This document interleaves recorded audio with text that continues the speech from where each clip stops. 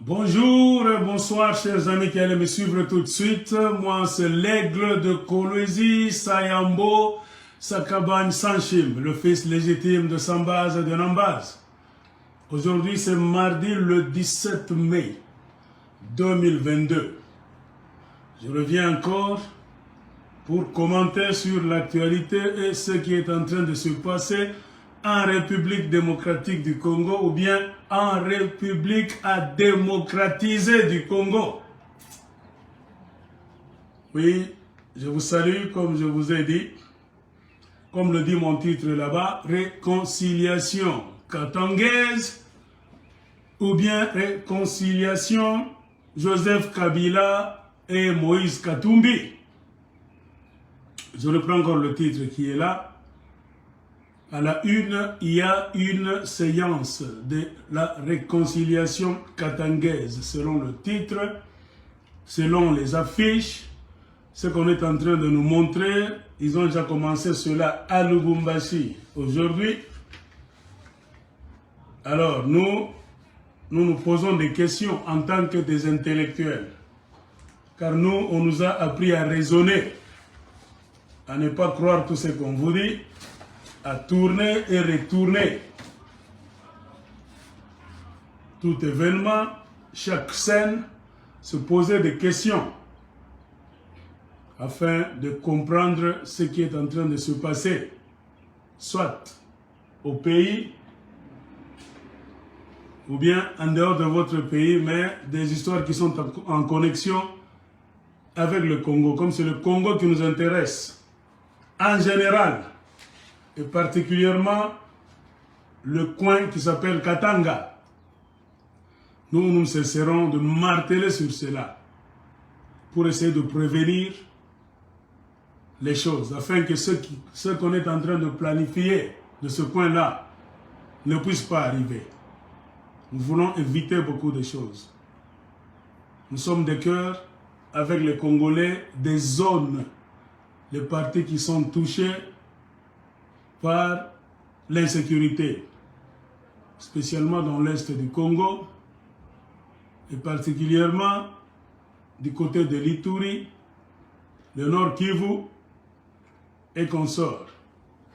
Et aujourd'hui, sans oublier, je voulais dire, la partie qu'on appelle Katanga, qui est en ébullition aujourd'hui, bien qu'on ne veuille pas nous le dire clairement. Le Katanga est aussi dans des troubles. Et c'est le système de Chilombo qui est venu amener cette histoire dans une province qui était calme, là où les gens songeaient à régler certains problèmes. Ils sont venus nous ajouter un autre problème avec un exode massif de Kassaïens qui a duré 2 ans et demi au moins.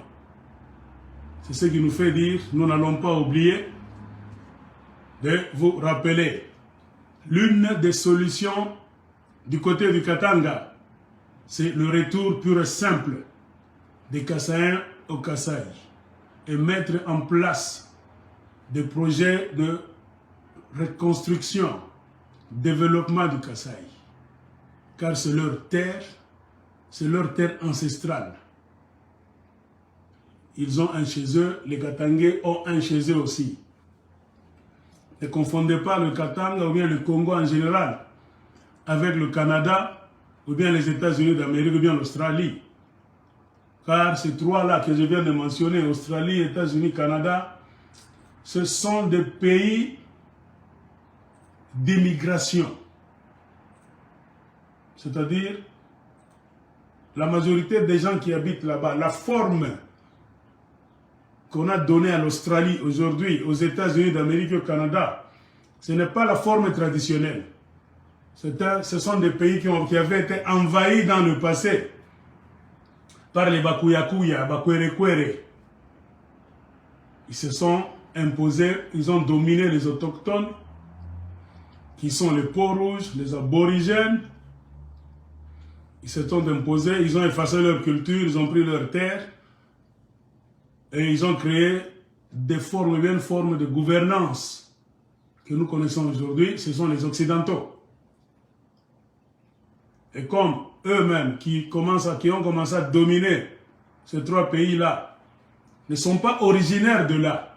Alors, de facto, leur système politique et leur système de gestion, leur système de contrôle des masses, donc, tombe dans la catégorie des pays d'immigration. Le système actuel au Canada, aux États-Unis et en Australie, c'est un système de pays d'immigration. Car le boss lui-même là-bas, qui a amené sa culture occidentale, n'est pas originaire de là. Il a bouleversé tout et il a fait de ces 3 pays-là les pays d'immigration. On peut aller en Australie, on peut te prendre au milieu là-bas, tu peux aller aux États-Unis, tu t'ajoutes là-bas, tu deviens américain au milieu là-bas, sans culture, sans quoi, tu es allé là-bas à la recherche d'une vie meilleure. Ne confondez pas ça. Si vous êtes bien informé, on vous dira quoi? Le Canada, les États-Unis d'Amérique, l'Australie et d'autres pays bien sûr, mais surtout les États-Unis d'Amérique, le Canada, l'Australie, suivez. Comment est-ce qu'on va fabriquer ces pays-là? Ce sont les terrains de football, les terrains de business. Eux, ce qui importe, c'est les affaires. Ils n'ont pas de culture propre, ils n'ont pas de tradition propre. Car eux-mêmes sont venus des autres pays, autres mondes, ils sont venus. C'est pour cela que ça s'appelle Nouveau Monde. Ils ont quitté leur monde là-bas, là où ils étaient avec leurs ancêtres. Ils ont traversé l'océan. Ils ont commis des crimes, ils ont fait beaucoup d'histoires bonnes et mauvaises à la fois pour créer un nouveau monde aujourd'hui. Par tradition, on appelle les États-Unis d'Amérique, le Canada et l'Australie les pays d'immigration. Il ne faut pas confondre. Mais le Congo démocratique, ce n'est pas un pays d'immigration. C'est un pays traditionnel. Chacun a sa langue, ses terres, sa tradition, ou bien ses traditions, c'est ça. Ne nous dites pas, non, les Américains se promènent, non, dit, nous ne sommes pas, le Congo, ce n'est pas les États-Unis d'Amérique. Aux États-Unis d'Amérique, il n'y a pas de tradition. Donc, comment est-ce que je peux dire? Ce ne sont pas les pays de tradition. Les Américains, ils ont créé une nouvelle tradition, la tradition américaine. Et la tradition américaine, c'est quoi? C'est un pot pourri. C'est comme une grande marmite, là où se trouvent les blancs, les noirs, les métis, les peaux rouges, les peaux jaunes, tout le monde. En dehors de l'anglais qui a dominé, il y a ceux qui parlent espagnol, tu peux venir avec ta langue, ta nourriture, chacun mange selon sa tradition, c'est comme ça. C'est un pot pourri. Nous sommes tous unis autour d'un idéal. Chercher une vie meilleure. C'est ça la tradition en Australie, Canada et États-Unis. Nous sommes tous à la recherche d'une bonne vie, d'une vie meilleure, de la justice. Et c'est d'ailleurs la raison qui a poussé certaines personnes à quitter leurs terres originales ou bien originaires, traverser l'océan, mourir même comme les Congolais sont en train de mourir et beaucoup d'Africains, en traversant les mers et les océans pour aller chercher une bonne vie. Vous n'êtes pas les premiers à commencer ça. Les Blancs ont fait ça. Ils sont morts en masse pour venir, pour aller à des endroits que vous appelez aujourd'hui États-Unis d'Amérique, Canada, Australie, pour ne citer que ces 3-là. Ils fuyaient aussi la misère, la dictature, beaucoup de crimes chez eux, dans leur pays, le pays de leurs ancêtres. Vous comprenez? C'est ça la raison qui a poussé la majorité de ces Occidentaux-là à fuir. Ils ne pouvaient pas prier aisément, ils ne pouvaient pas parler. C'était la période des rois fainéants, partout. Comme au Congo aujourd'hui, nous avons la période des présidents fainéants. Tu essaies d'ouvrir la bouche, en air. On te visite à la maison, on te tabasse par les wewa, tout ça. C'était comme ça. Dans l'ancienne Angleterre, c'est ce qui a causé beaucoup de fuites de cerveau. Ils ont commencé à fuir. Ils travaillaient, ils payaient les impôts, ils n'avaient pas droit à la parole, ils n'avaient droit à rien. Ainsi, ils ont décidé de fuir pour venir créer un pays qui, plus tard, est devenu par la magie de Dieu, les États-Unis d'Amérique, une très grande puissance. Les autres sont allés dans le Grand Nord pour faire le Canada. L'Australie a son histoire propre. L'Australie, c'est un pays prison. Je vous ai déjà parlé de ça dans ma vidéo passée. La création, la fondation de l'Australie, c'est quoi? Les prisons en Grande-Bretagne étaient pleines. Car il y avait la misère, trop de criminalité. Il n'y avait plus d'endroit où mettre les prisonniers. Les rois de la Grande-Bretagne ont décidé de prendre les prisonniers, de les mettre sur les bateaux pour aller les jeter dans la partie australe, à côté de l'Afrique, dans la forêt. C'est-à-dire, si on te jette là, tu survis, tu es chanceux. Si tu meurs, tué par les indigènes, les bêtes féroces, c'est ton problème. C'est comme ça qu'on a commencé à peupler une terre qu'on a appelée Australie par après. C'est le pays des voleurs, des criminels.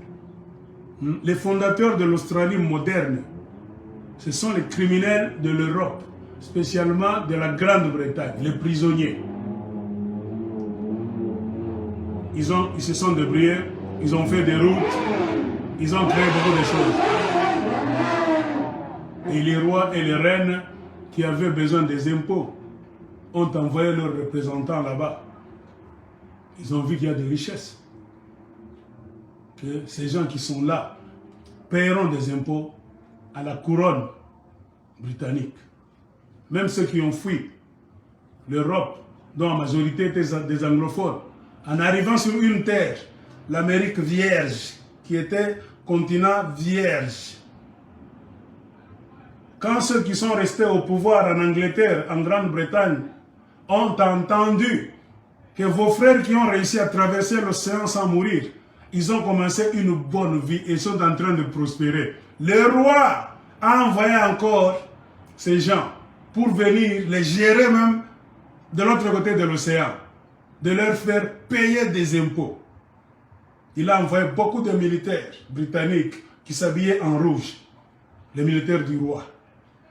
Traversez là-bas, allez vous organiser là-bas, allez gérer ces gens-là même de l'autre côté de l'océan. Ainsi, il y avait des guerres. Nous avons fui parce que vous nous avez fait souffrir en Europe, en général, et puis en Grande-Bretagne en particulier. Nous sommes venus ici, nous avons commencé à nous débrouiller dans toute la liberté. Vous voyez que nous sommes en train de prospérer et le même roi nous envoie encore des militaires et des gens pour créer une administration afin de nous gérer. Non, ça ne peut pas avoir lieu. Ils ont commencé à s'organiser de ce côté. Il y avait les gens venant de beaucoup d'endroits. Allemagne, France, Espagne, Portugal, beaucoup de gens. Les Néerlandais, donc, les gens du Pays-Bas, les Hollandais, tout le monde était là. Mais comment se fait-il qu'aujourd'hui, on commence à parler anglais? C'est parce que la majorité des fouillards, la majorité des ngoundistes, des réfugiés qui étaient tabassés dans leur pays, c'était des anglophones, des Anglais. Ils ont traversé, ils ont fui, ils sont arrivés de l'autre côté de l'océan, ils ont érigé des conglomérations qu'on a appelées plus tard des colonies, qui étaient au nombre de 13. Les autres qui parlaient français, allemand, hollandais, d'autres petites langues d'Europe, ils n'étaient pas moins nombreux. Beaucoup de réfugiés, des fouillards, des exilés venaient de l'Angleterre et de la Grande-Bretagne. C'est pour cela que l'anglais a été comme la langue qui dominait. Ils ont commencé à s'organiser et beaucoup de savants qui voulaient la liberté en Europe, voyant que le système était dans les mains des dictateurs, les gens de mauvaise foi, ont décidé aussi de fuir volontairement. Ainsi, le côté Amérique s'est tourné en côté de l'espoir, de la liberté, de la démocratie, de la lumière. L'Europe est restée dans les ténèbres. Vous voyez comment Dieu a béni ce côté. C'est devenu maintenant une puissance qui commande même les pays qui sont restés en Europe. C'est comme ça. Donc si vous cherchez la paix, la liberté, l'honnêteté, Dieu va vous bénir. Partout où vous allez partir, vous aurez toujours raison. Ce à quoi vous allez toucher, ça va prospérer. Ce à quoi les Européens qui ont fui la misère, souffrance, dictature en Europe, ils sont venus ici. Dieu a entendu leurs prières, leurs pleurs. Ils ont prospéré de ce côté. Ils sont devenus une super puissance, plus que ceux qui sont restés de l'autre côté en Europe. C'est une leçon que nous devons apprendre, nous tous. Ainsi, ceux qui sont restés en Europe, les rois fainéants, dictateurs, se sont réunis, jaloux, ayant les nouvelles de l'autre côté de l'océan, que ces gens qui ont fui là-bas sont mieux que nous maintenant. Là-bas, la terre n'appartenait à personne. Il y avait les gens d'une peau rouge comme ça, trop nombreux là. Là, tu peux aller voir une grande parcelle. Il y a la forêt, la nourriture, l'espace, de l'or même. C'est beau. Trop de richesses. C'est vrai ça. Même ceux qui étaient dictateurs là-bas, démissionnaient, fuyaient. Aux nouvelles seulement que ceux qui, nos frères, nos parents qui ont fui, qui sont de l'autre côté, sont très bien. Ils mangent bien. Là, il n'y a pas de loi. Tu peux couper une parcelle là-bas. Tu peux avoir même beaucoup d'hectares pour toi-même. C'est vrai. Là, tu travailles, c'est pour toi-même. Tu ne travailles pas pour le roi, le duc, le baron. Là, il n'y a pas d'impôt. Vous travaillez pour vous-même. Tout le monde est maintenant fouillé. C'est comme ça que l'Europe s'est vidée petit à petit. Ils sont venus ici. Mais les rois qui sont restés là-bas, ils ont vu qu'ils étaient maintenant fainéants. Ils n'avaient plus trop de sujets sur qui commander. Ils se sont réunis. Envoyons les armées de l'autre côté de l'océan pour payer, faire payer les impôts à ces gens-là. Ce sont toujours nos sujets. Et amener les impôts ici. Et l'armée, spécialement de l'Angleterre, a commencé à traverser l'océan. Ils sont venus s'imposer de l'autre côté. Comment a-t-on commencé à appeler cet endroit Amérique? C'est un Italien qui, le premier, dans ses voyages, faisait le tour du monde. Il était passé par ici. Dans ses carnets là-bas, il a dessiné les continents, les terres, il a positionné une très grande partie des terres de l'autre côté là-bas. Il y a les gens qui ont une peau là-bas un peu rougeâtre. Cet Italien là-bas s'appelait Amerigo Vespucci. Il est retourné en Europe. C'est lui qui a fait connaître que de l'autre côté de la Grande Eau, ça vous prendra même 3 mois pour traverser avec vos bateaux à voile. Il y a une terre là-bas, là où il y a des gens d'une autre morphologie, qui ont un peu une peau rouge, qui parlent des langues là que vous ne pouvez pas comprendre. Comme c'était lui le premier à venir découvrir cette histoire, il a mis ça dans ses carnets. Et tout le monde, pour avoir une idée de cette terre qui était de l'autre côté de la Grande Eau, lisait les carnets de cet Italien là-bas, qui s'appelait Amerigo Vespucci. Et ainsi il disait, nous voulons savoir ce qui se passe de l'autre côté, dans le pays là-bas d'Amerigo. Cet Amerigo là-bas avait écrit, donnez-nous les carnets d'Amerigo. Donc on a baptisé ça, c'est devenu comme une terre de monsieur Amerigo. Amerigo. L'appellation a changé là-bas. On a sûrement, je ne sais pas, fait lapsus de langue. Amerigo est devenu America. America. C'est comme ça qu'on a donné le nom à ce monsieur-là. Christophe Colomb n'était pas le premier à venir découvrir l'Amérique, c'est des mensonges. Christophe Colomb aussi voulait voyager pour aller en Inde. L'Inde, là, les Indiens et les Pakistanais que vous avez chez vous, là. Lui, il voulait s'en aller là-bas. Alors, il y avait un vent très grand qui a bousculé, donc, comment est-ce qu'on appelait? Sa caravelle. Une succession de bateaux là-bas, 3, 4, tout ça. Il allait comme ça, un grand vent l'a détourné. Au lieu d'aller en Inde, de New Delhi, il s'est retrouvé aussi de ce côté. Perdu. Beaucoup de ces bateaux étaient endommagés. Ils ont navigué un tout petit peu, se sont retrouvés au bord, sur des plages. Ils sont sortis là-bas, perdus. Alors ils ont vu des gens là-bas avec des cheveux soyeux, là-bas, des visages aquilins, un teint rouge, qui parlaient des langues là-bas qui ne s'entendaient pas. Ils sont venus les saluer là-bas. C'est ainsi que Christophe Colomb est entré en contact avec le Pont-Rouge. Ils sont restés là-bas. Lui aussi a commencé à prendre des notes. Il est retourné dire que de l'autre côté, il y a des gens accueillants qui nous ont bien accueillis. Et c'est une terre fantastique, c'est un paradis. Il y a beaucoup d'arbres, des vallées, des montagnes, des ruisseaux même, des fleuves. J'ai voyagé dans une partie là-bas. Non, non, non, non. Si vous rêvez du paradis, il faut aller là-bas. Ainsi, Christophe Colomb est retourné en Europe. C'est lui qui a maintenant donné une idée claire à cette terre-là, de l'autre côté de l'océan Atlantique. Comme la misère s'est multipliée en Europe, parmi les terres que les Européens ont calculées, là il fallait aller chercher le bonheur. Le paradis de Christophe Colomb, c'est où? Et d'Amerigo Vespucci, c'est là. Ils ont pris l'océan. Ils sont arrivés ici. Le premier était arrivé à un endroit qu'on appelle Plymouth. C'est dans l'état de Maine. On les a bien accueillis. Ils étaient arrivés presque en hiver. Ils mouraient de froid. Les Indiens pauvres les ont bien accueillis. Vous connaissez la suite. Et c'est les mêmes Blancs qu'on a accueillis qui ont commencé à tuer les Indiens peaux-rouges par après. Pour leur arracher la terre. Voilà l'hospitalité. Il faut faire attention à qui tu accueilles.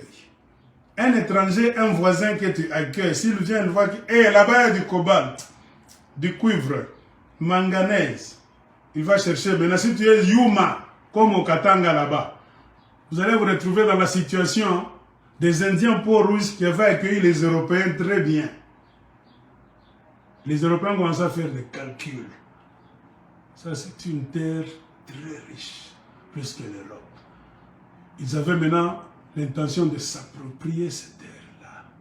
Comme ils étaient en avance par rapport aux Indiens peaux-rouges qui étaient un peu en retard par rapport à la technologie. Les Blancs venant de l'Europe avaient des poupous. Ils connaissaient la technologie, les fusils à feu. Ils étaient en avant, même s'il y a guerre. Les Indiens avec leurs flèches, lances, ils n'allaient rien foutre. Eux avaient des fusils, ils allaient les tuer en masse. Ils ont mis en place tout un système. Jusqu'au jour où ils se sont décidés. Commençons maintenant à nous approprier la terre. Et ce qui a motivé les Européens à vouloir s'approprier la terre des Indiens, c'était quoi? Les richesses. Ils sont arrivés à des endroits là-bas, ils ont vu au sol des graviers qui brillaient d'une couleur jaunâtre à des endroits. Ils ont dit, c'est de l'or quoi, ça ressemble à l'or. Ils ont commencé à causer, ils ont dit, non, ce n'est pas de l'or. Si c'était de l'or, ces peaux-rouges allaient savoir que c'est de l'or. Ils n'allaient pas laisser ça sur la terre comme ça. Ils allaient s'approprier cela depuis longtemps.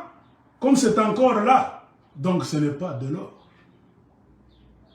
Ils se sont approchés là-bas, ils ont touché ça, ils ont dit, mais c'est de l'or! C'est de l'or! Ces gens sont des imbéciles. C'est ce qui a aussi motivé l'instinct de vouloir maintenant s'approprier ces terres là-bas, bousculer les peaux-rouges, les effacer. Donc, nous allons prendre cette terre. L'or est sur la terre comme ça, à des kilomètres, mais ces imbéciles ne savent pas que c'est de l'or. Prenons cette terre. Ils ont envoyé même des nouvelles en Europe. Ils écrivaient là-bas, les bateaux maintenant faisaient des navettes. Bateau qui va en Europe là-bas, amenez-nous des bêches, des techniciens, des ingénieurs européens là-bas qui n'ont pas de travail, qu'on fait souffrir par les rois, qu'ils viennent ici. Nous aurons du boulot ici. C'est comme ça qu'ils ont commencé à s'approprier la terre d'Amerigo Vespucci, l'Amérique. Ça a commencé comme dans des blagues. Et pour tuer les Indiens peaux-rouges en masse, ils ont utilisé trop de systèmes. À part les armes à feu, il y avait des empoisonnements. comme les Indiens vivaient d'une manière traditionnelle là-bas, les Blancs ont commandé beaucoup de couvertures venant d'Europe pour l'hiver. Les Indiens avaient des peaux de vaches là-bas qu'ils se couvraient. Les Européens ont voulu montrer que nous vous aimons, vous nous avez bien accueillis. Comme c'est l'hiver, nous sommes avancés en technologie. Nous faisons des habits chez nous en Europe. Ils ont commandé beaucoup de couvertures, beaucoup d'habits là-bas, venant sur les bateaux. Ils ont amené ça là-bas. Ils se battaient parfois avec les Indiens, parfois ils faisaient la paix là-bas, ils échangeaient par des gestes. À un moment donné, ils ont montré aux Indiens avec des gestes que nous sommes des frères, nous ne voulons pas la guerre. Vous voyez, nous avons des habits ici, des couvertures pour la neige, vous allez vous couvrir très bien. Les chefs coutumiers indiens, semblables à chef Kaponda, ils ont cru tout ce que les Indiens sont venus leur dire. Ils ont distribué des couvertures. Les Indiens ont pris, oh, ils étaient très bien. Ne sachant pas que ces couvertures-là étaient empoisonnées par une poudre là-bas. Ils ont commencé à mourir. L'homme blanc savait que ces couvertures sont empoisonnées. C'est comme ça qu'ils ont tué beaucoup d'Indiens peau rouge. Ils les ont enterrés dans des masses, dans des comment on appelle, mass graves, hein, des fosses communes. Ils se sont maintenant appropriés toute la partie est des États-Unis d'Amérique, au bord de l'océan Atlantique. Ils ont commencé maintenant l'aventure, quitter l'Est pour aller vers l'Ouest, conquérir le centre, même l'Ouest des États-Unis. Et l'ensemble de toutes les aventures que ces Européens ont commencé à faire pendant beaucoup de siècles, de l'Est vers l'Ouest des États-Unis. En allant vers l'Ouest, ils ont nommé ça western. C'est ce qui nous a donné la naissance de film West. Western, c'est quoi? C'est un film tourné sur une terre américaine à une époque là antérieure qui nous montre un aspect de la vie que des Européens ou bien des Indiens donc avaient quand ils forçaient maintenant, quittant l'Est des États-Unis pour foncer vers l'Ouest. Donc, c'est un film qui parle du mouvement des Américains, l'exode, comme les Cassins sont en train de venir aussi. L'exode des Européens de l'Est en masse pour dominer maintenant toute la terre américaine. Excusez, un inconnu qui m'appelle à partir du Congo, je ne sais pas son nom, un numéro là, plus 243. C'est comme ça. Western, le film western, c'est l'ensemble des films qui dépeint un aspect de la vie qui se faisait sur la terre américaine dans l'ancien temps. Donc quand il y avait interaction entre les Européens et les Indiens, dans leur bousculade, leur mouvement, quittant l'Est des États-Unis et fonçant pour conquérir l'Ouest des États-Unis.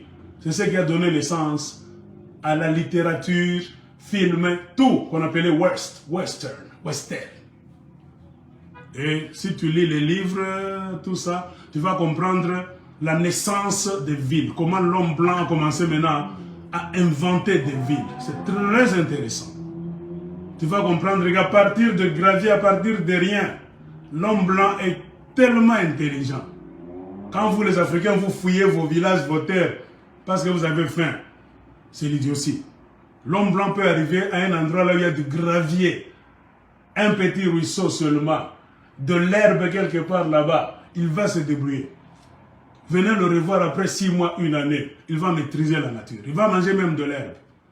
L'homme blanc, il va manger tout, des racines là-bas pour survivre. Mais ça va ninja, c'est comme ça. La naissance des États-Unis. Alors, ce n'était pas encore les États-Unis à ce temps-là, avant que je ne finisse cette histoire. En bref, il y avait 13 colonies dominées par les anglophones, avec les autres petites colonies dominées par les blancs là qui parlaient français et d'autres langues d'Europe. Alors, on peut poser la question, comment est-ce que c'était devenu les États-Unis d'Amérique? Qu'est-ce qui a occasionné à ce que ces gens-là sont devenus par après les États-Unis d'Amérique? Les colonies ont été transformées en États. comme l'homme blanc n'est pas idiot, n'est pas sauvage comme un Africain, ils ont commencé à vivre, ils ont commencé à se développer. Beaucoup d'ingénieurs maintenant fouillaient aussi l'Europe. Les professeurs venaient apprendre l'anglais aux enfants qui ont fui. Donc, l'Europe s'est vidée. Toutes les bonnes têtes de l'Europe ont entendu que le mouvement est à côté.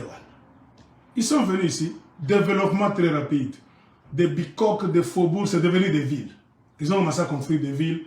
Ils ont amené la science européenne. Donc, des flammes là-bas, les lampes tempêtes, tout ça. La vie a commencé. Et les 13 colonies se sont transformées en 13 États. C'est le tout premier État. Ils étaient au nombre de 13, le long de l'océan Atlantique. La vie a commencé.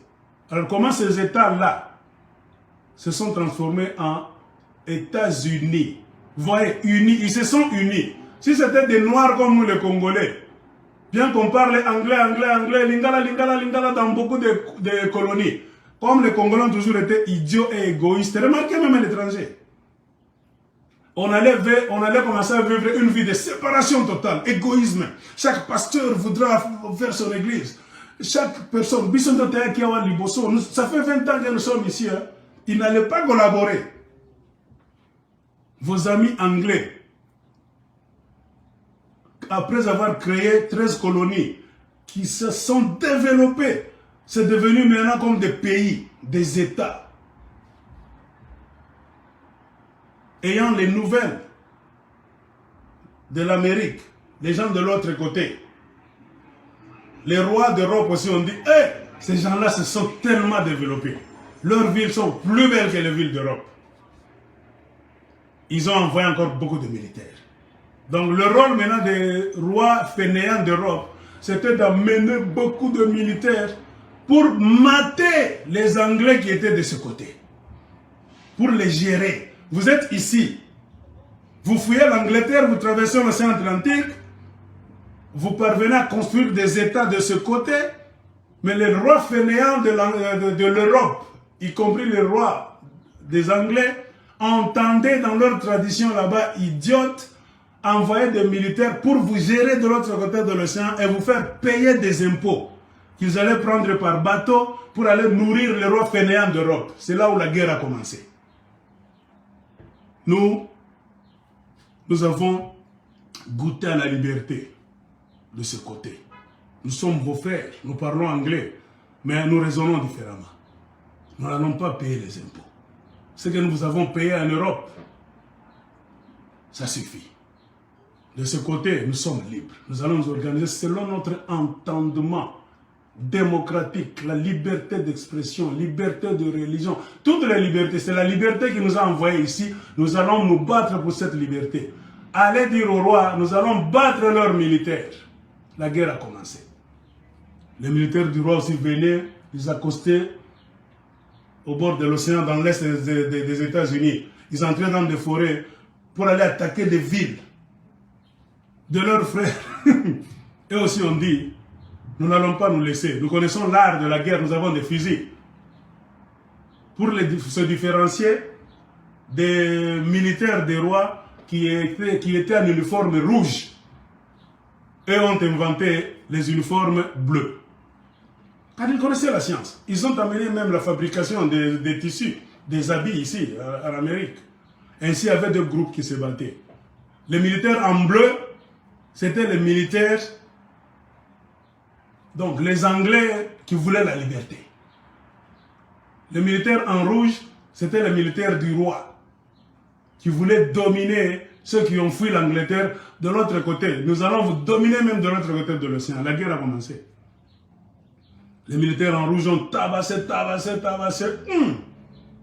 Les leaders maintenant de ces 13 colonies qui sont devenues les États par après ont compris une chose. Ils ont fait une réunion. Si nous nous unissons pas, ces gens vont nous battre. Unissons-nous pour les battre. Ils ont mis en commun une idée de prendre tous leurs milices. C'était le temps des milices. Il n'y avait pas d'armée classique en ce temps-là. C'était des milices. C'est pour cela que même aux États-Unis, jusqu'aujourd'hui, si vous ne le savez pas, la Constitution américaine accepte des milices. Lisez la Constitution américaine. Une milice bien contrôlée est encouragée aux États-Unis pour accompagner l'armée américaine à des endroits là où l'armée ne peut pas faire le job très bien. La Constitution américaine accepte la fabrication des milices. Moi, quand je dis là au Congo, au Katanga, faites des milices, tabassez vos politiciens. Vous allez me dire, non, les milices sont nécessaires. Très bien. Nous allons vous amener l'esprit des Américains. L'armée est ici, les milices sont à gauche, au Congo. Là où l'armée ne va pas, on vous infiltre par les milices pour vous tabasser. Comprenez pourquoi les Américains sont forts, hein? Très forts. Ils ont tous les moyens pour combattre l'ennemi, l'infiltrer et l'anéantir. Et la Constitution américaine autorise la fabrication des milices, mais que l'État doit contrôler. Point barre. Ils ont fabriqué une union. Les 13 mastas qui commandaient les 13 colonies, qui sont devenus 13 États, ils ont eu une réunion. Unissons nos forces de milices pour combattre ces gens-là. Ils se sont battus, ils ont gagné. Ils ont gagné, ils ont tabassé les militaires en rouge, les militaires du roi. Ils ont même fui, ils les ont jetés dans l'océan. C'est à partir de ce moment-là, pour célébrer leur victoire, ils se sont assis maintenant, et c'est de là qu'a jailli l'idée. Vous voyez l'expérience. Nous avons gagné ce combat, pourquoi? Parce que nous sommes unis. Nous avons uni nos forces. Et comme ces gens-là ne cesseront jamais de nous attaquer, alors, pourquoi ne pouvons-nous pas rester unis? C'était la naissance des États-Unis. Ils ont compris que tout ce que nous allons faire, bien que nous soyons libres, chaque État, chacun des 13 États, était commandé librement par des leaders qui ont créé ces États là-bas, des charismatiques. Ils ont compris pour les besoins de la guerre, ils se sont unis pour la guerre. Ils ont gagné facilement et se sont encore réunis. Notre union nous a aidés à tabasser les Européens. Pourquoi ne pouvons-nous pas rester unis? Et ça va nous pousser trop loin.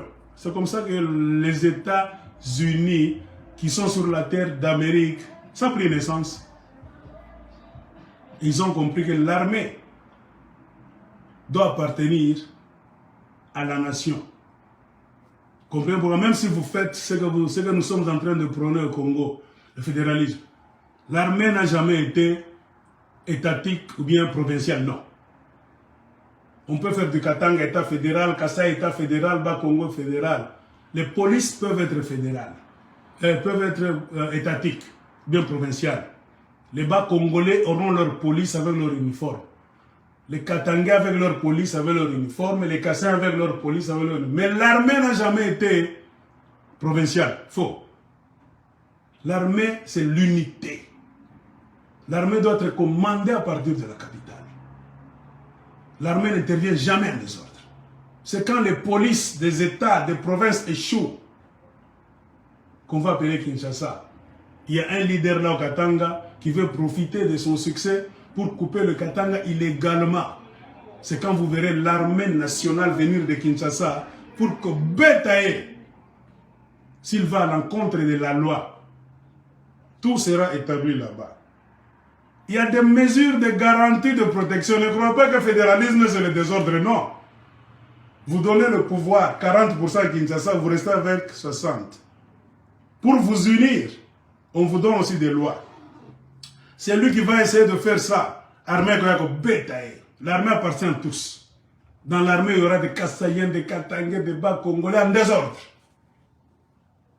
Alors, le Bas-Congo, tabasser ce gouverneur-là, il veut faire la rébellion, la sécession. Armée de Koya. On met de l'ordre, on vous impose des élections, vous votez un nouveau gouverneur de cette province-là, ou bien un autre gouverneur de cet État. C'est comme ça. Il y a de l'ordre partout. Donc c'est un peu ça, une leçon de morale.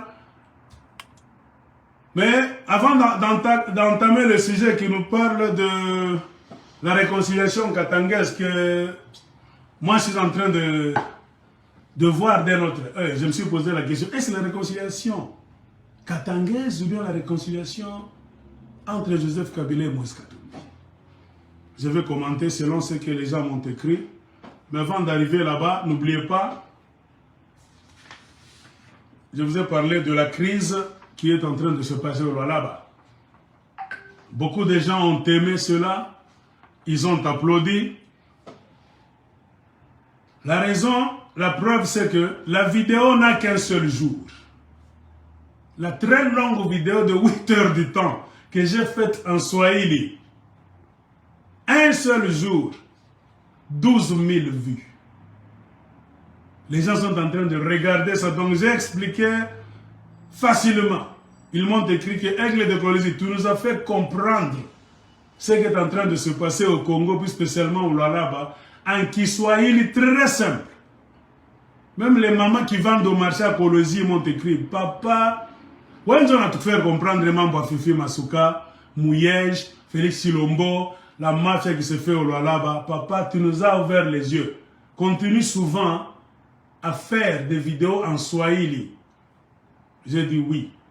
Je vais commencer à voir que après avoir parlé français 3-4 fois, une vidéo en Swahili pour vous faire comprendre toutes les péripéties qui entourent votre vie politique au Congo en général et au Katanga en particulier et dans n'importe quel coin du Congo, là où il y a la crise, selon l'information. Donc comprenez ce que je vous ai dit, c'est très clair. Pour ceux qui m'ont écrit au bas de cette vidéo en Swahili, que frère, Rosolo va bien, mais biso Swahili, toka kangote. Atushikake qui Swahili, les autres étaient déçus de voir que les gens étaient en train de s'entrarracher cette vidéo là-bas. Ça fait 12 000 vues en 24 heures, en un seul jour. Maintenant, les gens se demandent, vous allez kolobanini? Il y a kitoko boy batumazo linga vidéo, mais biso vous allez comprendre te. En bref, je parlais de la crise au Lualaba. Je parlais comment Fifi Masuka est là-bas illégalement. En ce sens que la hiérarchie de Kinshasa a forcé le gouverneur du Lualaba Mouyej. Ils l'ont poussé vers la sortie. Comme d'ailleurs, ils l'ont fait avec d'autres provinces, là au Congo. On peut vous parler du Tanganyika, Olomami, Congo central. C'est le Batete là-bas, je ne sais pas. Il y avait la même crise. C'est lui de PES qui a créé ça en donnant des mallettes d'argent à des députés de province pour les susciter à faire des motions afin de faire tomber des gouverneurs sans raison valable. Oui, c'est dans leur guerre entre Tshilombo et Joseph Kabila. C'est-à-dire entre Cash et FCC. Et après avoir trahi Vital Kamerhe, Cash, c'est comme si Cash est mort. Parce que Cash, c'est-à-dire Félix Tshisekedi et Vital Kamerhe. Ils ont piégé Vital Kamerhe. Il faut faire attention quand vous traitez avec les Tshisekedistes, les gens de l'UDPS. Ce sont des malins. Ils ne sont jamais là-bas pour les autres Congolais. Quand vous traitez avec ces gens-là, faites attention. Ils vous appelleront s'ils ont besoin de vous. Pour vous utiliser, vous piéger et vous jeter. Vous pressez comme du citron et vous jetez. C'est ça qu'ils ont fait aux Kivusiens. À Vital Kamerhe en particulier. Moi, je l'avais dit à certains Kivusiens. Faites attention quand vous traitez avec les Kassaïens. Ils vont tout faire pour vous encercler comme des loups-garous. Vous dévorez, vous abaissez, vous piétinez et passez. Les gens avaient oublié. Il y a des Kivusiens qui vont appeler. Ah, Aigle, yo, moi, je les connais très bien. Ne fais pas la politique avec un Kassaïen. N'a pas esprit à la Bible. Lukuta. Lukuta, Lukuta. Ces gens-là n'ont pas de pudeur. Ils n'ont pas l'histoire de Jésus, c'est vous. Tu traites avec eux, ils vont te faire tomber, te manger sans pitié. Vital Kamerhe se croyait trop malin devant les Kassaïens. Pacificateur, regarde tout mon coach. Ils sont allés à Kenya, Nairobi, vous connaissez l'histoire. C'est Joseph Kabila Vital Kamerhe, le précurseur de Cash. Cash, c'est quoi? C'est la fabrication du PPRD. Parmi beaucoup de petits partis politiques satellites que le PPRD a fabriqué, il y avait quoi? Il y avait Cash. On a fabriqué ça au Kenya, Nairobi, dans l'enceinte de l'ambassade de la RDC, là où ils sont allés maintenant se partager l'argent avec le grand frère de Néis Nyakero. C'était toujours dans le même endroit. C'est Kabila qui a sponsorisé tout. Ils ont créé Cash avec Vital Kamerhe. Ils se sont décidés que c'est Tshilombo qui va faire le premier tour. En tant que président, quand il va finir, moi, Vital Kamerhe, ça sera mon tour. C'est-à-dire après 5 ans. Tshilombo ne doit postuler à rien. Il doit descendre et laisser maintenant l'UNC prendre la candidature à la présidence en 2023. L'UDPS doit reculer maintenant pour supporter l'UNC. De la même manière que l'UNC vous a supporté, vous les gens de l'UDPS, pendant les 5 premières années qui vont finir d'ici peu. Vous aussi, vous devez accepter de vous rabaisser, de laisser les gens de l'UNC briguer la présidence dans votre cash, supporter l'UNC et avancer. Les Kassaïens étant trop malins diaboliquement, ont voulu utiliser Vital Kamerhe. Ils l'ont piégé. Ils ont tous volé l'argent. Mais Tshilombo a utilisé sa casquette présidentielle pour se mettre à l'écart et jeter tout sur la tête de Vital Kamerhe. Et Vital Kamerhe était orgueilleux. La plus grave erreur de Vital Kamerhe, c'est de penser que ce qu'il faisait là-bas, c'était dans un film. Il se croyait trop malin, plus malin que les Kassaïens. Bon, Mugande na connecta Gibango na Raïs Kabila, na Kenya Nairobi, Ngana Swahili, le président là-bas, Uhuru Kenyatta Mastanabiso. Tshilombo Yuma, Bisondo Temema qui est hein? C'est pourquoi Vital Kamerhe était sûr. Il croyait qu'il va continuer à gérer les Kassaïens jusqu'à la fin. Faux, papa! Jusqu'à ce qu'il a commencé à voir que les choses étaient sérieuses. Hein? Lui, il prenait que c'est de la blague. On l'accuse, on l'amène au tribunal, les a la blague, les a théâtre, et qu'aussi, il s'est rendu compte avec un grand retard que ces gens sont sérieux. Basa Kotiayo Libanda Yamasano. C'est le nom de Vital Kamerhe qui est sali maintenant. Or, Vital a volé avec Tshilombo. Tout ce que Vital ferait avec le directeur de cabinet, c'était avec l'aval, la recommandation, l'accord du président de la République. Comme ça. Avant de signer quelque chose, pour voler l'argent. Pourquoi Vital Kamerhe avait le courage? C'est parce que ça venait du commandant suprême, le numéro 1 de la République, Moïbi Tshilombo. C'est pourquoi Vital Kamerhe croyait que volons ensemble, il va me protéger dans sa Mastanae. Mais s'est retrouvé à un moment donné, les conseillers kassaïens se sont retournés là-bas, les Marcelin Bilomba, tout le monde disait que Fachi est bien, Vital Kamerhe veut induire Fachi en erreur, donc Fachi a Maboko Pembe, Mouyibi, Caméléon, Vital Kamerhe voyait maintenant, il commençait à se rendre compte de la réalité, la douloureuse réalité, avec retard.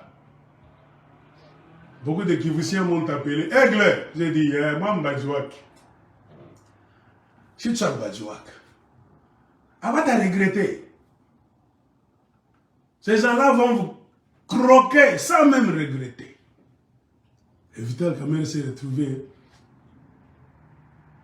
dans une sorte de quoi? Un engrenage là-bas, duquel il a maintenant du mal à sortir. Et on n'entend plus parler de cash. C'est comme ça que Tshilombo et les 1001 conseillers kassaïens ont broyé cash lentement. Pour créer l'union sacrée pour la nation qui est devenue maintenant la propriété privée de Félix lui-même. Tu regardez maintenant, tout le monde là-bas, les gens de l'UDPS, les tribalos là-bas, on ne parle plus de cash. Or, Tshilombo est entré à la présidence sur le ticket de cash. Mais lui, dans ses calculs machiavéliques, a tout fait pour détruire cash et de créer son propre mouvement. Donc, au moment où nous sommes en train de parler, sans le vouloir ni le savoir, Cash est déjà mort. Parce que vous-même, vous n'en parlez plus. Vous nous jurez aujourd'hui que par l'union sacrée pour la nation. C'est comme ça. Vital Kamerhe Libanda Massa. Tshilombo est là. Il cherche maintenant un autre mandat. Les Kivusiens dribblés là-bas. L'UNC dribblé. Parce qu'ils sont allés dans cette histoire avec les Kassaïens comme des Tintins. Comme des Tintins. Ils pensaient qu'ils ont filmé. Ils ont filmé, film animé, dessin animé. Ils sont de Bazar Sek et puis tout ça. C'est pourquoi moi je vous dis, vous ne connaissez pas la politique. Dans la politique, il n'y a pas de Bible, il n'y a pas de Coran, il n'y a pas de pitié. Il y a des accords, vous devez rester dans les accords. Tu quittes les accords, nous n'allons pas nous entendre, je t'interpelle dès la première minute. À la télévision, pas de secret. Nous discutons, je te fais pression. Tu refuses, je te donne un délai. Nous allons marcher tout à Biarritz. Et les Kivusiens nous ont prouvé que ce sont des naïfs. Les gens de Vital Kamerhe, très naïfs. On a affaibli Vital Kamerhe, pourquoi? Il est donc submergé par des sommes vertigineuses de millions qu'il volait avec Tshilombo. Mais en fin de compte, on l'a exposé lui seulement. Tshilombo en tant que président, il lui disait, moi je vais te couvrir. Je suis chef, je vais te protéger. Signe ça. Vital signait. En cas de problème, le commandant se prend sur le président. On va t'amener où? Ngande Bosse à Congo. Signe là-bas, voler, faites ça, caché. Pour moi, c'est autant. Pour toi, ils ont volé ensemble. Mais quand vous lisez le jugement, en aucun endroit, Tshilombo a signé. Parce qu'il le faisait verbalement. C'est le nom de Vital Kamerhe qui se promenait de gauche à gauche, de bouche à oreille. Kamerhe. Kamerhe a voulu nous dire, tout ce que je le faisais d'un commun accord avec le chef de l'État. Qui l'a entendu? Personne. Le seul juge qui comprenait cette histoire et qui voulait rétablir la vérité a été empoisonné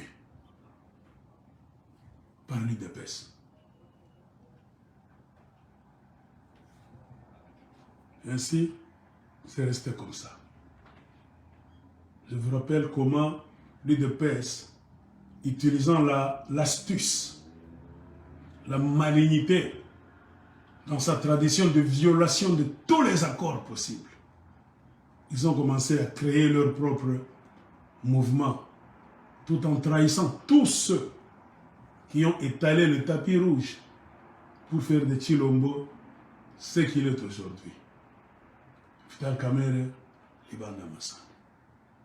Joseph Kabila, qui a appelé Tshilombo à Kingakati dans sa ferme. Regardez aujourd'hui. Tout le monde parlait de Joseph Kabila en bien. Augustin Kabouya, Joseph Kabila Atali, parti politique, Ninoane, Salim Bajour et Bélé en opposition. Le président Kabila Atali a montré qu'il IDPS n'est sérieuse. Après, c'est ce pouvoir. Est-ce que ce n'est pas assez pour vous faire comprendre que personne qui va au pouvoir ne ferme. Ils n'ont pas gagné ça. Eux-mêmes, consciemment, inconsciemment, ils nous disent la vérité. C'était une surprise pour beaucoup de Kassaïens. Partout au monde. La présidente de Tshilombo. Beaucoup d'audios, si vous les avez entendus et bien gardés, ils ont dit Kabila Wama, mais Kabila c'est notre frère, Kabila Zalaka Rwandete, Kabila zante konabiso. Kabila zante konabiso. Asali biso honneur. Tozana honneur maintenant. Moulouba comme président Congo. Contrairement à tout ce que les Belges se disaient là-bas. Ah, en tout cas, Kabila, Kabila. C'est le passé. Il y a 3 ans. Maintenant, regardez aujourd'hui. Kabila est retourné encore dans sa rwandosité. Il est redevenu rwandais. C'est-à-dire, Kabila leur a donné facilement.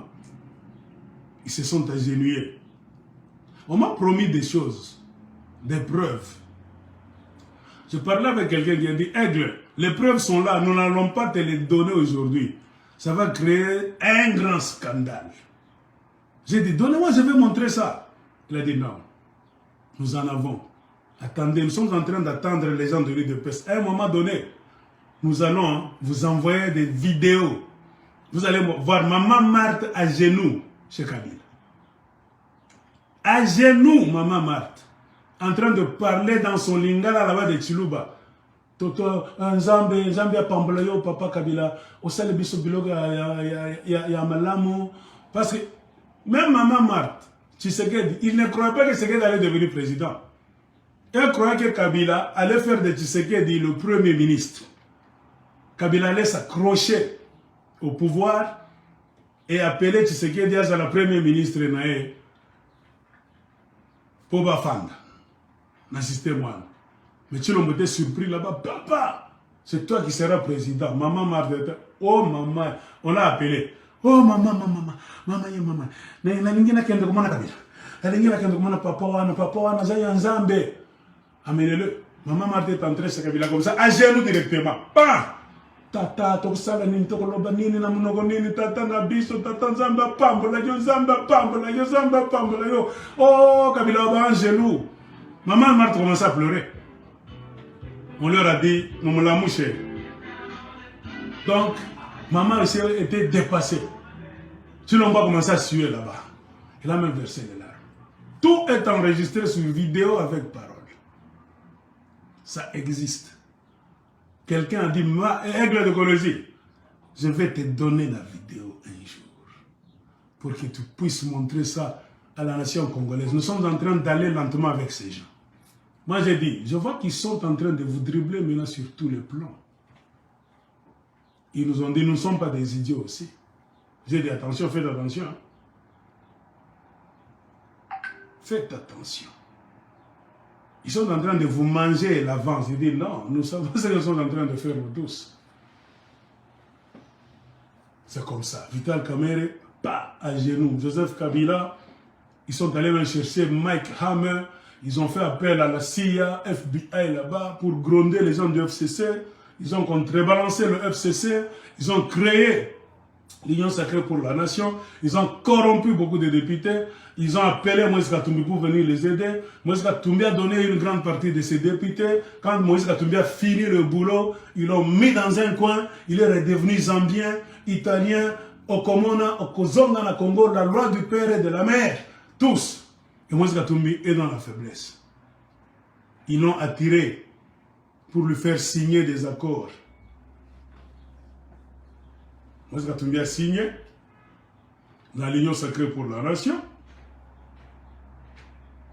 Tout ce qu'il a signé, nous sommes au courant. Nous n'allons pas tout vous dire. Il n'a pas signé une seule signature. Il y a eu des signatures. Maintenant, Moïse Katumbi est coincé. Comment est-ce qu'il est coincé?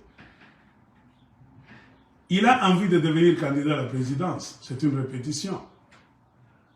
Mais aussi longtemps qu'il est dans l'Union sacrée, il doit accompagner Tshilombo en 2023. Avant de se prononcer, de dire quoi que ce soit, il ferait mieux de quitter l'Union sacrée pour la nation. Il y a eu une pression la fois passée, venant de l'Ensemble pour la République. C'est une répétition. Moïse Katumbi a fait des consultations qui n'ont jamais eu une réponse, une conclusion claire, nette, publiée. On ne nous a rien montré jusque-là. C'est-à-dire, selon mon entendement, il est toujours membre de l'Union sacrée. il va accompagner Tshilombo qui sera candidat à la présidence en 2023. S'il désobéit, il y aura un grand problème. Un accord. Il est déjà coincé. Qui encore a accompagné Tshilombo? François Beya, le monsieur des services secrets. Car dans la ferme de Kingakati, il était parmi les cerveaux moteurs. Un monsieur qui connaît tous les secrets donc souterrains de l'État. Les relations entre Joseph Kabila, Kagame, Museveni, tous, c'est ce François Beya là. C'est lui qui a préparé le terrain pour Tshilombo, non pas seulement pour le Congo démocratique, mais pour leurs alliés stratégiques dans la région des Grands Lacs, même au-delà. C'est ce François Beya.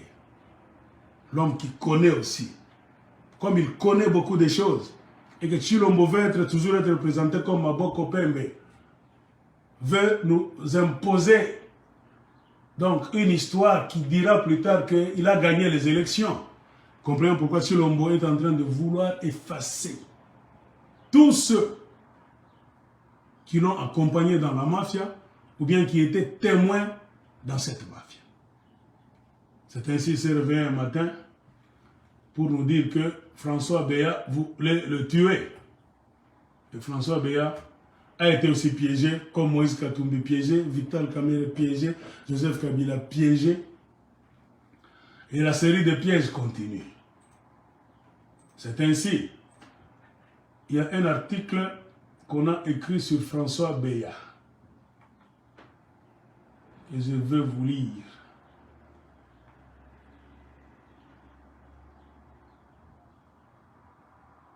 Qu'est-ce que cet article nous dit? Tant que j'ajuste mon laptop. Ok, lisons un peu. Africa Intelligence. L'arrestation de François Beya suscite un malaise de Washington à Kigali. L'influent ambassadeur des États-Unis en RDC, Mike Hammer, d'ordinaire prudent quant à toute critique du gouvernement de Félix Tshisekedi, a pris ces dernières semaines une position ferme en privé avec Jean-Hervé Mbelu Biocha, le nouveau chef de la direction nationale du pays, agence de renseignement ANR. La pomme de discorde entre les deux hommes porte sur les circonstances qui ont conduit à l'arrestation le 5 février de cette année 2022 de l'ancien haut conseiller à la sécurité du président François Beya, qui est depuis détenu par les services de sécurité. À ce jour, les raisons de son arrestation restent floues. Les autorités ont largement accusé Beya d'avoir porté atteinte à la sécurité de l'État dans une déclaration lue à la télévision, mais son sort continue de susciter des interrogations. Mike Hammer, comme d'autres diplomates occidentaux à Kinshasa, soupçonne que Beya a été victime d'un coup monté. L'influent ambassadeur américain, le parrain de Tshilombo, nommé Mike Hammer, comme beaucoup de diplomates dans la capitale du Congo, Kinshasa, tous sont en train de soupçonner jusqu'à aujourd'hui que ce François Beya-là a été victime d'un coup monté.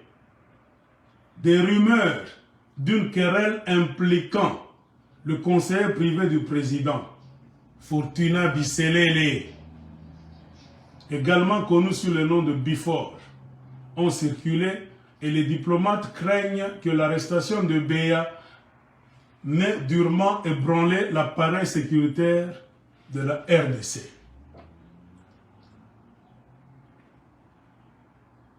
Donc, attendez-vous à des chocs retours. Et de ces actes-là, quand vous les posez, surtout sur le plan de la sécurité présidentielle, c'est aller. Attendez-vous à un choc retour. Fortuna Bisselele est soupçonné être à la base, au milieu de ce coup. Et Fortuna Bisselele, c'est l'homme de Kagame. C'est un Kassaïen Moulouba. Pion de Kagame depuis longtemps.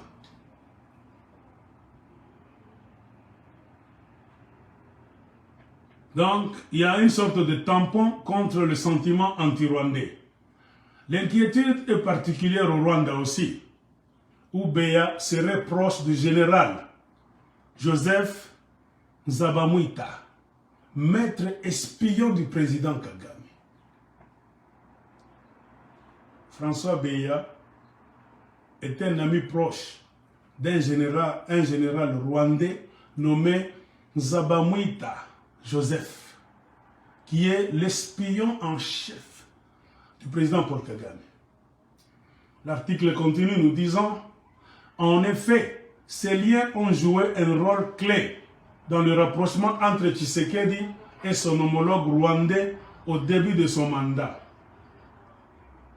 Si Tshisekedi s'est approché de Paul Kagame, il y a des gens qui ont joué un grand rôle, dont le François Beya, avec le général rwandais Joseph Nzabamwita.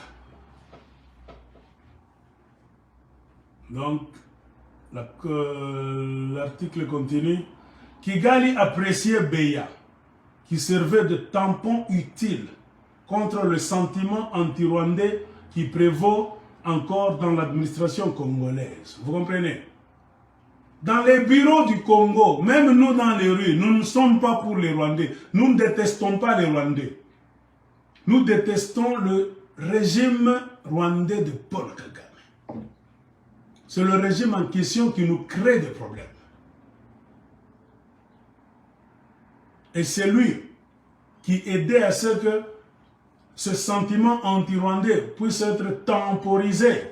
Même dans les bureaux là de Kinshasa, même les Kassaïens entre eux là, Fachi, ils oublient que leur pouvoir, un morceau de ce pouvoir, pas même pouvoir, c'est une présidence, est venu de Kigali. Il a fallu que là, dans la région des Grands Lacs, que Kigali dise yes, que Kampala dise yes, Joseph Kabila yes, avec leur service secret. Vous avez trouvé qui? Chilombo. C'était le portrait de quelqu'un qui allait le servir sans condition convenablement. Et le François Beya a pris part à toutes les discussions de l'ombre. Quand même Félix Tshisekedi ne savait rien, ni sa maman Marthe. Parmi les gens qui ont décidé qu'il faut maintenant aller alimenter, informer l'enfant d'Étienne Tshisekedi de venir, François Beya était là. Et Tshisekedi est allé à la présidence. Bifor Bisselele, connaissant aussi le Rwanda très bien dans ses circuits, voulant régner, a vu en François Beya un concurrent, un banda, un quelqu'un qui le gênait là-bas.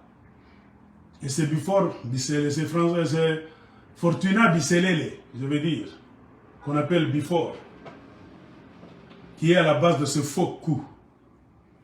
Le coup dont m'avaient parlé certains militaires quand je vous disais qu'attention, l'un de ces 4 matins, ils vont créer un faux coup d'État au Congo. Il y avait fuite d'informations déjà. Qui allait engager seulement les gens de l'UDPS. Entre eux. Ça c'est une histoire, ce qu'on appelle en français, c'est la cuisine interne. C'est l'histoire des Kassaïens entre eux. Parce que c'est François, ben c'est un Kassaïen. Fortuna Bisselele, c'est un Kassaïen. À la toute petite différence, sauf imprévu ou bien erreur, il y a maintenant à l'intérieur de la Kassaïanité les gens du Kasaï oriental et Kasaï occidental.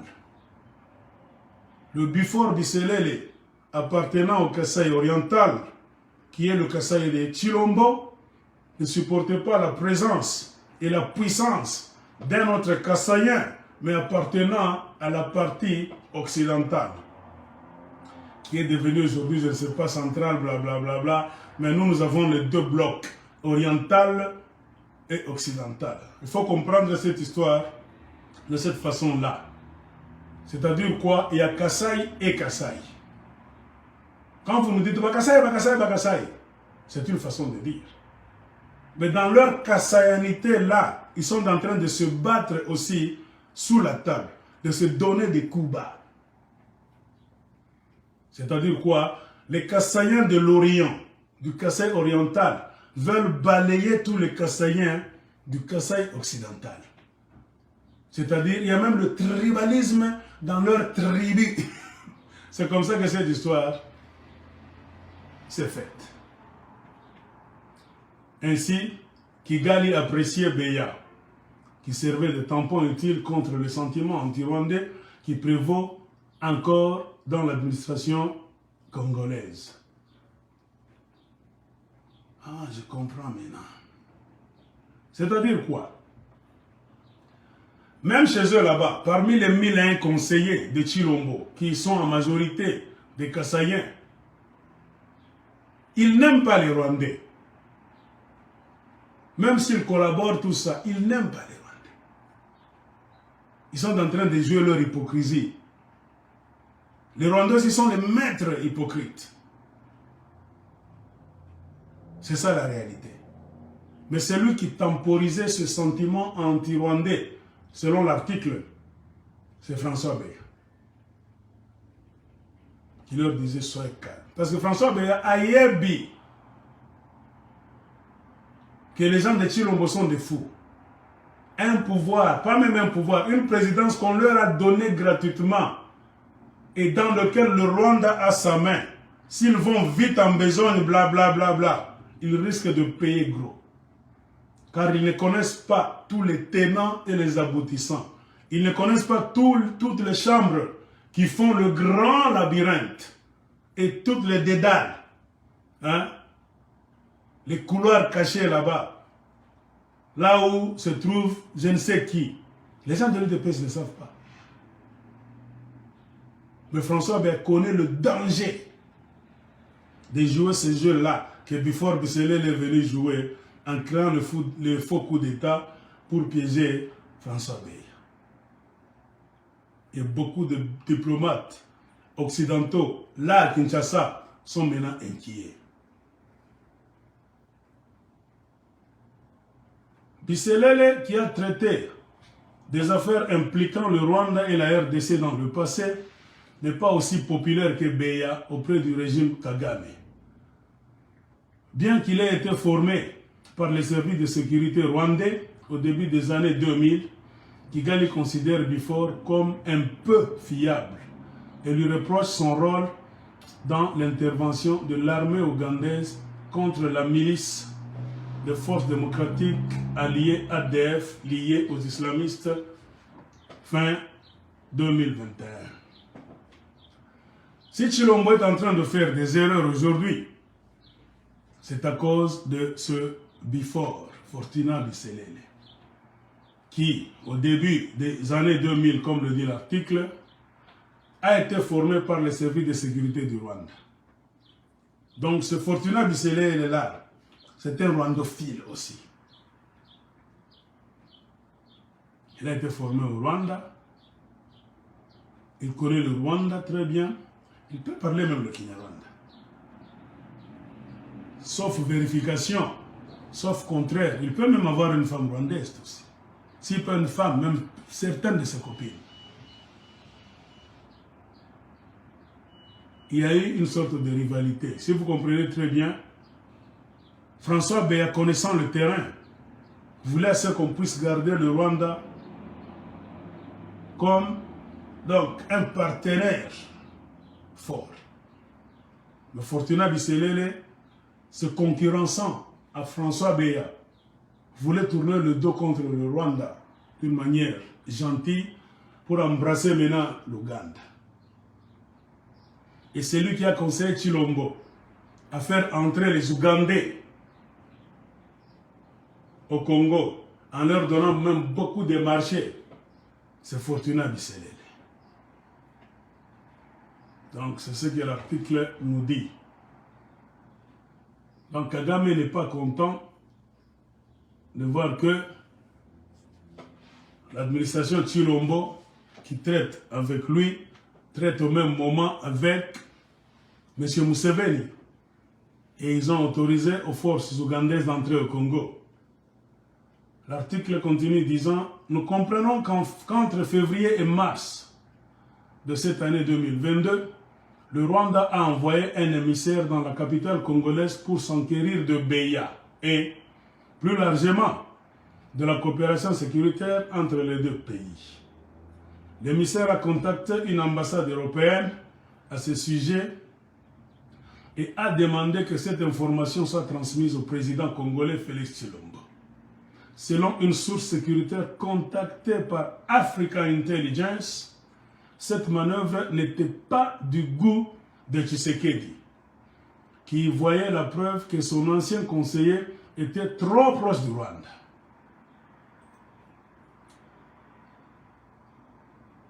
Un émissaire venant du Rwanda, entre février et mars, a été envoyé à Kinshasa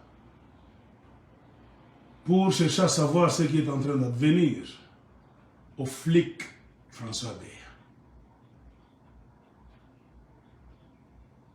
Ils se sont parlé là-bas et cet émissaire de Kagame s'est expliqué, a parlé à des journaux des autres pays, expliquant pourquoi il était allé au Congo. On nous dit qu'il était allé s'enquérir de la situation sur l'état de santé ou bien l'état dans lequel se trouve, l'état général dans lequel se trouve François Beya.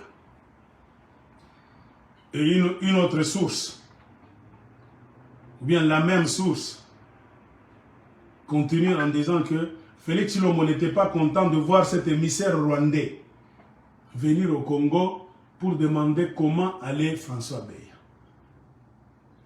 Tshilombo a trouvé ça que non. Comment les Rwandais doivent venir demander, se poser des questions sur l'état de santé de Beya.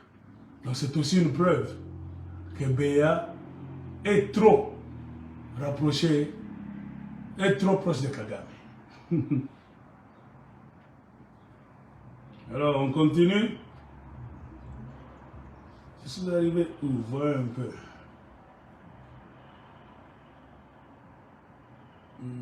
Ok. La situation a renforcé le manque de confiance entre les deux pays. La RDC soupçonnant son voisin de soutenir sournoisement le groupe rebelle congolais M23. Selon Kagame,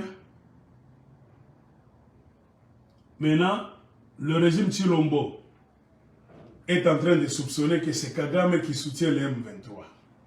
Entre-temps, Kagame aussi est en train de soupçonner que c'est le même Tshilombo qui soutient les ADF Nalu. Un pont entre Touadéra et Tshisekedi. Voilà. Quand d'autres pays africains avaient envoyé des émissaires à Kinshasa, non, quand d'autres pays africains aient envoyé des émissaires à Kinshasa, est révélateur du rôle central joué par Beya dans les affaires sécuritaires de la région. Le Congo voisin, le Congo-Brazzaville et le Togo, qui ont envoyé, et le Togo qui a envoyé son ministre de la fonction publique, Gilbert Bawara à Kinshasa, se sont renseignés sur l'affaire. Le chef du renseignement congolais de Brazzaville, Jean-Dominique Okemba, appelé JDO, est réputé très proche de Beya aussi. Vous voyez, beaucoup de barbouzes, beaucoup de flics dans la région des Grands Lacs sont les amis de Beya. Ils ne sont pas amis à Fortuna Bisselele. Et ils sont en train de voir comment là, le régime Tshilombo est en train de jouer ses jeux. Les deux hommes se sont rencontrés lorsque Beya était à la tête de la Direction générale des migrations sous Joseph Kabila, AI, donc le 10 février 2022. Ils se sont rencontrés. Depuis son agression Et depuis son arrestation, JDO s'est rendu plusieurs fois à Kinshasa pour discuter de l'affaire. Donc, l'émissaire du président, comment est-ce qu'il s'appelle, Denis Sassou, il s'est rendu aussi plusieurs fois à Kinshasa pour vraiment savoir ce qui est en train d'advenir à François Beya. Début mai, sa femme est également venue en personne dans la capitale de la RDC pour rendre visite à Beya dans sa cellule de la prison de Makala. La République centrafricaine a également envoyé un représentant à Kinshasa pour discuter de Beya toujours, qui a servi d'intermédiaire entre Touadéra et Tshisekedi à plusieurs reprises. Si Félix Tshisekedi est entré en contact facilement avec M. Touadéra, qui est le président de la République centrafricaine, c'est grâce à François Beya. C'est pour cela qu'il y a des émissaires venant même du Congo-Brazza et de la République centrafricaine. Donc comprenez, la partie ouest du Congo et nord est inquiète. Ils ne reprochent rien à Beya, c'est leur type, ils l'ont connu, ils se sont entraidés. Plus loin, malgré le rapprochement sur les questions sécuritaires initiées entre Paris et Kinshasa en 2019, la France s'est montrée très critique à l'égard de l'arrestation du maître espion. Même la France n'est pas contente de l'arrestation de François Beya.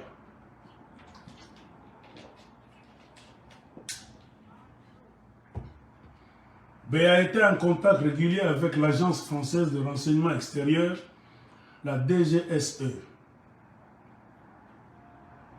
Et Paris voit dans son éloignement une preuve supplémentaire de l'isolement et de la dépendance de Tshisekedi vis-à-vis de son entourage, dont certains membres réclamaient le départ de Beya, départ pour plusieurs mois.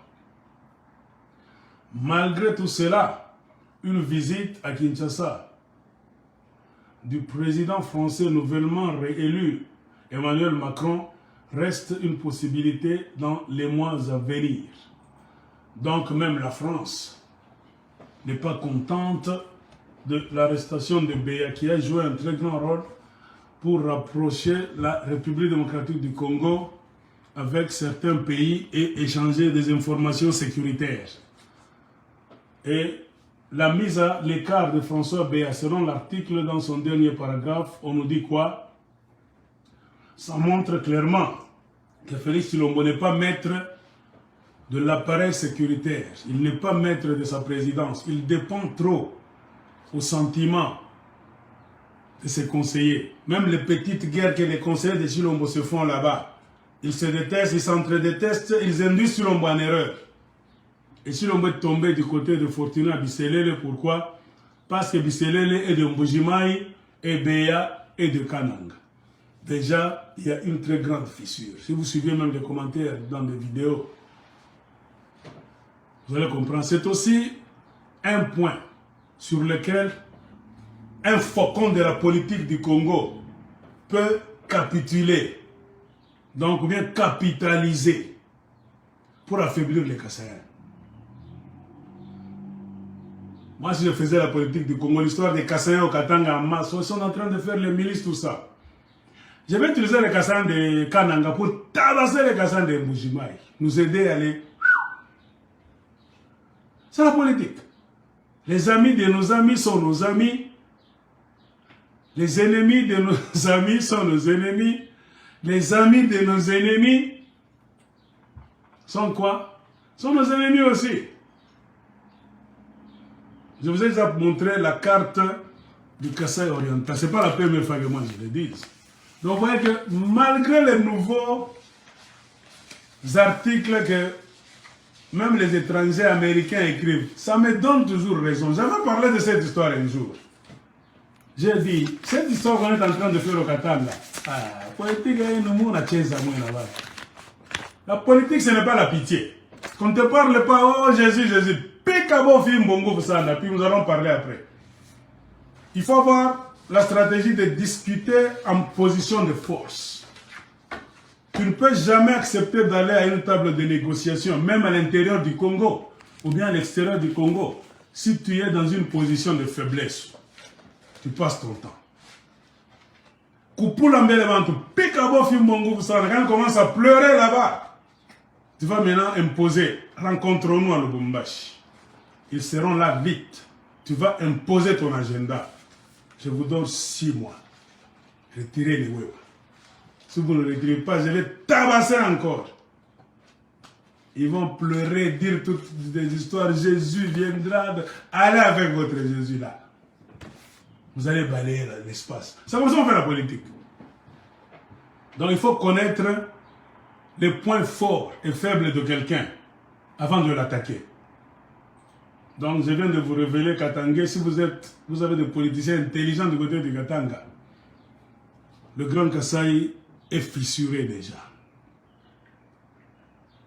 Capitaliser sur les Kassaïens de Kananga là-bas. Travailler avec eux. Et le Kasaï central est grand. C'est pourquoi je cherchais la carte. Je ne sais pas là où j'ai jeté ça moi aussi. Trop d'histoires sur la table. Je voulais vous montrer la carte. Pour montrer le Kasaï de Tshisekedi. C'est une petite boule comme ça. Il n'y a rien. C'est pour cela même qu'ils sont en train de fuir chez eux. C'est-à-dire, même s'ils disent qu'il y a guerre aujourd'hui, oh, ils ne vont pas gagner cette guerre. Ils ne vont pas gagner cette guerre. Le Katanga, c'est un pays, c'est une province-pays. Nous avons des débouchés sortis par l'Angola, sortis par la Zambie. Nous avons le fleuve Congo chez nous. On a trop de moyens d'asphyxier les Kassaïens.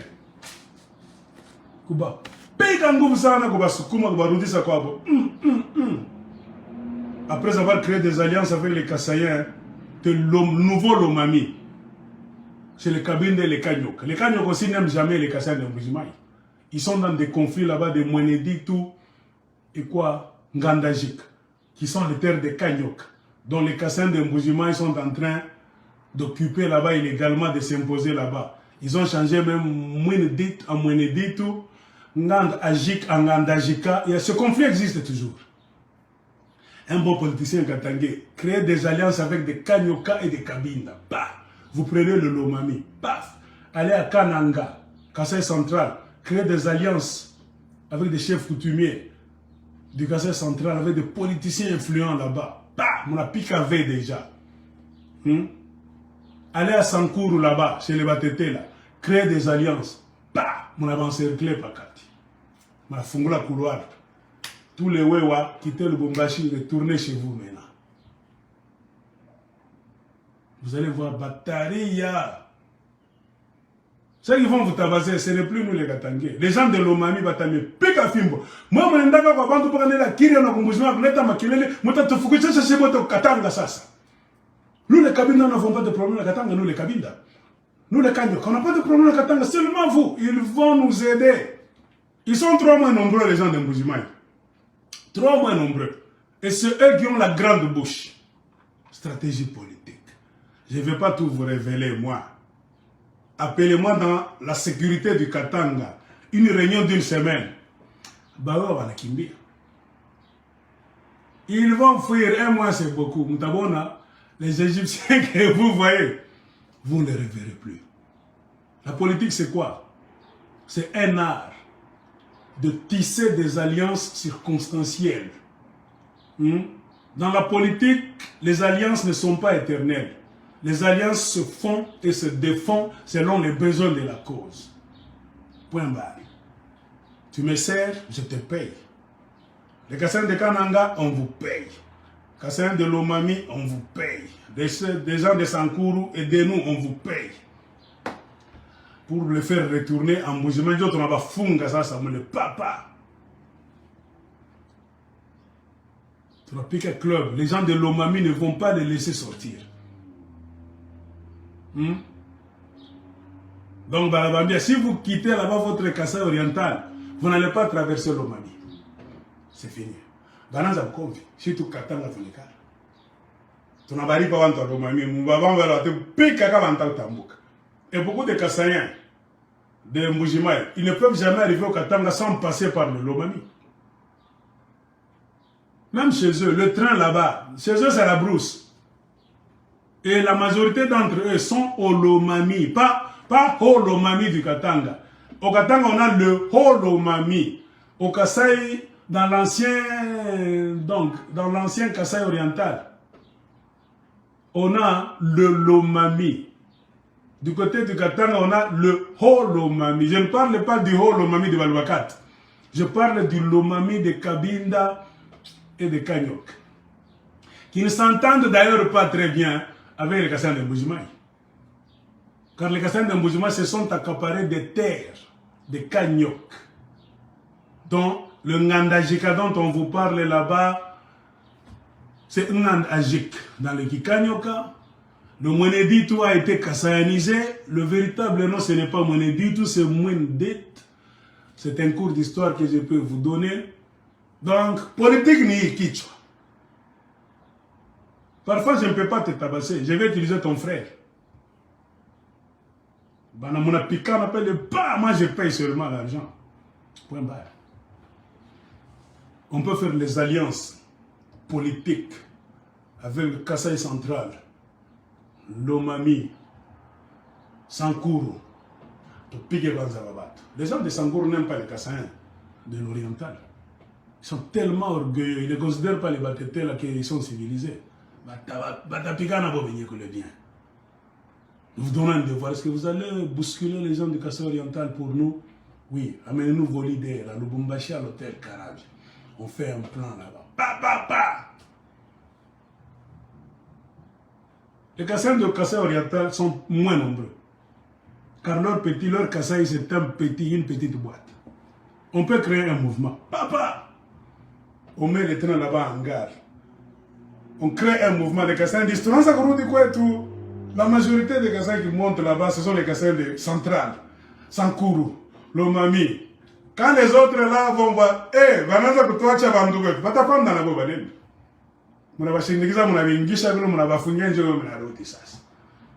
On fait une bonne politique, de bon voisinage. Maskia, la politique c'est Kabesa.